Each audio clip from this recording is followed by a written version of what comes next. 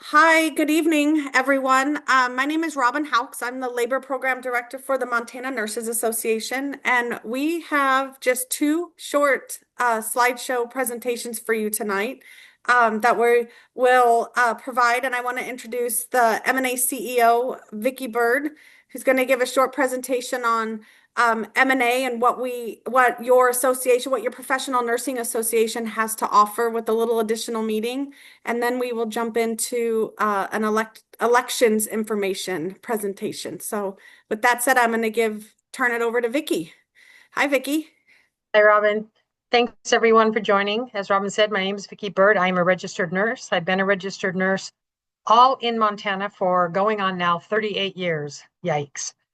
And 27 years I spent as an acute care union nurse, pediatric oncology, loved it. And then about 11 years ago, the board hired me on and I became the CEO of our Professional Nurse Association, which I've always been a member of. So it's my pleasure to advocate for our nurses who can then advocate even stronger for their patients. So thanks for coming.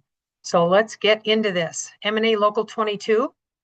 We did look up some history. You guys are one of our oldest locals that we have in the history of Montana for collective bargaining. So I thought that was kind of fun. So this is going to be informational meeting and we'll get moving. Okay.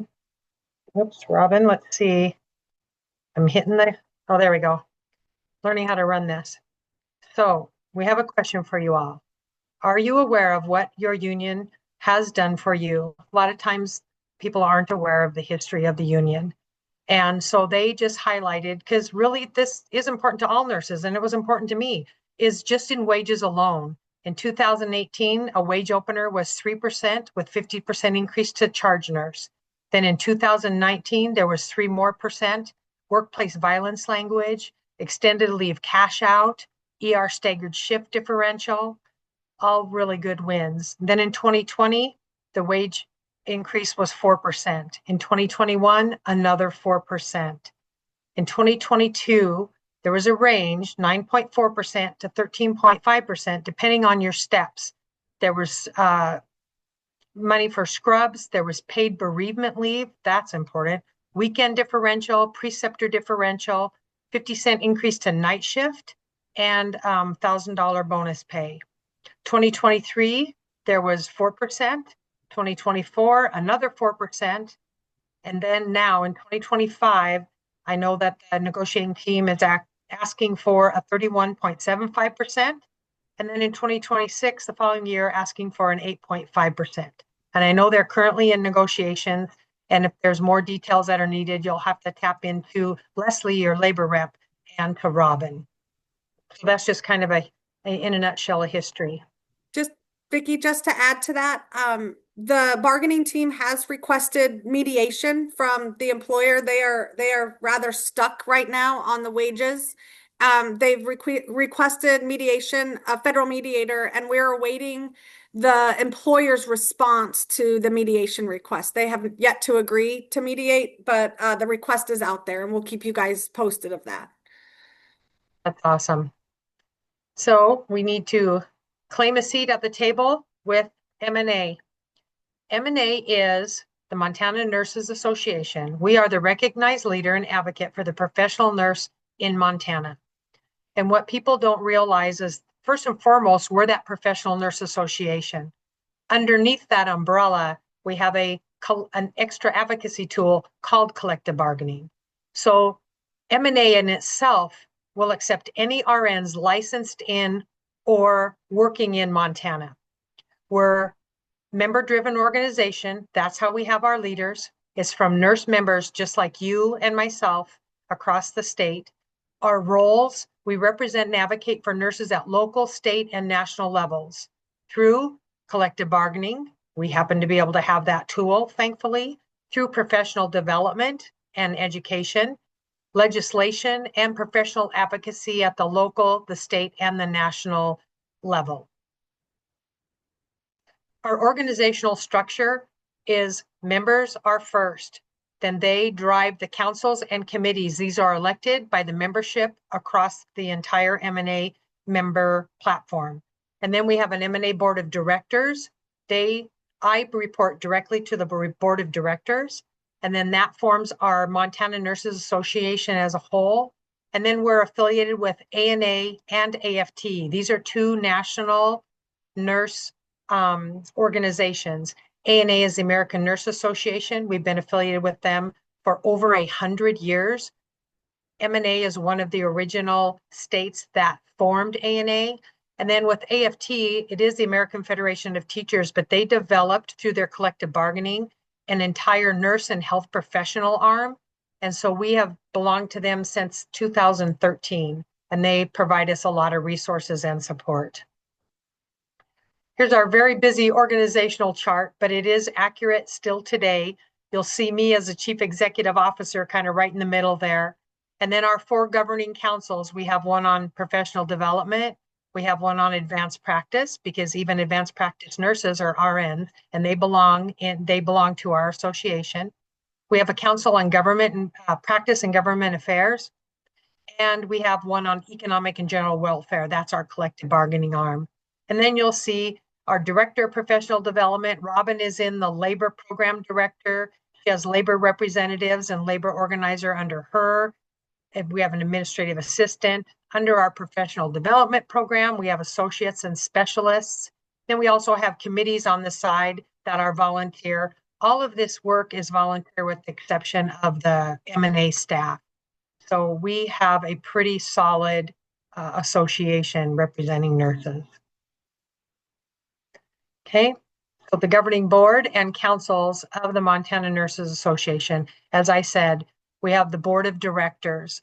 That's a director board of 9 nurses that are elected across the state to serve as the governing board for MNA. I report directly to the board. Then each council has members elected from across the state, and one person off of each council is also elected to the board. So each council is represented at the board level. These are the 4 that we had just spoke about. Okay.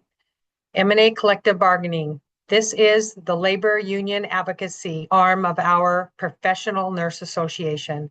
And the labor staff and myself were really good about repurposing our words in the way that we are a professional nurse union. And we're really proud of that. The labor program director, like I said, we have now 3 labor representatives. We have a labor organizer. We're super excited about that. That's a newer position. It is governed and driven by our Council of ENGW. There's 5 elected RN members to that. We have 30 collective bargaining units across the state. So they're a very busy arm of MNA. And then again, we're affiliated with the American Federation of Teachers, and it is called the Nurses and Health Professionals. And this is the 2nd largest, and it is the fastest growing nurses and healthcare union in the country. So we're very proud of that as well. Our labor organizational structure, we have our collective bargaining nurses within MNA. Then out of those group of nurses, you all elect nurses to the council on ENGW. Then one of them serves on the board of directors, and then we are all affiliated with AFT nurses and health professionals. So we're all collaborative, we're all intertwined, and we all support each other through this profession. How your MNA labor department represents you. Again, 30 collective bargaining agreements. Doesn't matter if the local unit has 2 nurses or 600 nurses. Each contract is unique for that local unit and their culture and environment in that facility. We help contract enforcement. There's professional advocacy and nurse support. Of course, legislative activities and advocacy. And there's local unit education and engagement. And then we host statewide legislative and educational events for all nurses. So that is super important. How you can advocate with support from your professional nurse association and with your professional nurse union. First step, we're glad you're here. You're here to learn and gather more information. Contribute positively to the work of your collective bargaining unit. Reach out to your local leaders, the statewide leader, which is your labor rep, or the labor program director, or the CEO. We're all right here. We're a big staff of 11 whole people, and we serve the entire state. Collaborate to create improvements to your working conditions through professional conference committees and contract negotiations. Consider a local union leadership role. We will support you in any way for that. And educate new members on the value of your professional nurses union. Okay. This one is advocacy at the state level. Participate at the MNA convention. We have them yearly. You can come as a delegate. We have funds, and I'm a member of MNA too, and I pay my dues. And we have funds that support our delegates to attend convention because that's our one big business meeting we have every year. So if you run as a delegate and you get elected as a delegate, your expenses are covered. Also, think about joining an M&A committee or a council or the board of directors. You can run for any position. Come to the 2026 Collective Bargaining Advocacy Retreat. It's going to be in Fairmont Hot Springs this year, April 12th through the 14th. Robin's super excited. We typically have had it at Chico, but their pool's undergoing renovation, so we're going to be at Fairmont, which is a lot closer for you all here in Libby to get to. That's for darn sure. And then participate in statewide M&A initiatives and our special workforce advocacy team. It's called the SWAT team, and that will assist in bringing awareness to M&A legislative initiatives like workplace violence, of which we have passed mandatory reporting law, courtesy of the MNA. Super proud of that. And we'll continue to bring safe staffing to the legislation every single year. Oh, my thing is stuck. Let me get this figured out here. Oh, there we go. Advocacy at the national level. So this, of course, is our national American Federation of Teachers, Nurses, and Health Professionals. Many educational opportunities. We have collective bargaining conferences, professional issue conferences. Sometimes we present at them. The AFT convention happens every 2 years. And fortunately for MNA, in my position as the leader of this state federation in AFT is what it's called, I actually sit on the executive council at that national level. So MNA has a voice in a very big room, and I am super proud of that to bring your voices forward. There's also AFT leadership meetings and more. And then there's ANA. They have a membership assembly. That's what they call their like House of Delegates, their business meeting. And we have that convention and a lobby day. 4 delegates are elected. All members are eligible to run for this. And we take alternates to DC, and it's every year. And we have a lobby day, and then we have the business meeting for ANA at the national level. And then we also have leadership summits and an advocacy institute and more with them as well. A lot of opportunity to participate.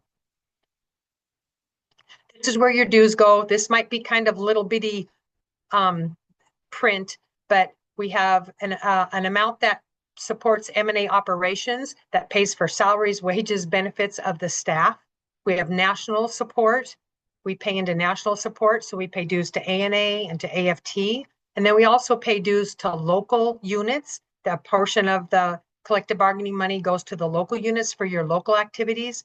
And then I spoke about the districts. The districts are the entire state, and all of us pay $1 per member per month into a consolidated district fund. And these funds is what supports our delegates that come to the state convention, and we can cover everyone's expenses. We pay for the room, the registration, and we pay for your mileage at a volunteer rate. So that has changed recently with good vision from our board of directors. They're the fiduciary of the district funds. And so we're happy to reinvest our money into our members, and that's what we should be doing. So I'm really proud of that. And here's a snapshot of our website. You can get on there. It's at www.mtnurses.org. Join us, become a member. Most of you all are. This is just to show you how to get into our website. There's a lot of governing documents. You can check out our foundation. We have scholarships. Contact us. Of course, you can always contact Robin or myself. All the things. We try to keep it as updated as we can. And if you ever see an issue with it, let us know. We'll try to get on there and fix it. There's a whole section on your collective bargaining member benefits from MNA through AFT. They're all listed on there for you. And of course, we have non-collective bargaining members as well, because we're the professional association for all. So that's where my member benefits would be, and those that aren't covered by collective bargaining. All right. Here's our partners in our membership benefits. The ANA, ANCC is where we get accredited for people that like to get certified. We have a great success share program where you don't pay unless you pass. That takes a lot of stress off for nurses. And then, of course, AFT, Education, Healthcare, and Public Service, our MNA logo. And then we have APRNs, Advanced Practice Nurses, that belong to MNA because they don't have their own professional association and they are RNs as well. And so we have a great relationship with the American Association of Nurse Practitioners. So we're doing a lot of really great work. Here's how you find us. I mentioned the website. Our education is Continuing Nurse Education by MNA, so it's CNE by MNA. And we're on Facebook and Instagram under Montana Nurses Association. We're easy to find. You can just do a quick Google search too. With that said, I'm going to stop and pause for any questions, if there are any, and if not, we'll move on to the next PowerPoint. Okay. All right, Robin, I'm going to stop sharing and turn it back over to you. All right. Thanks for Katie and Dana for joining us. I am gonna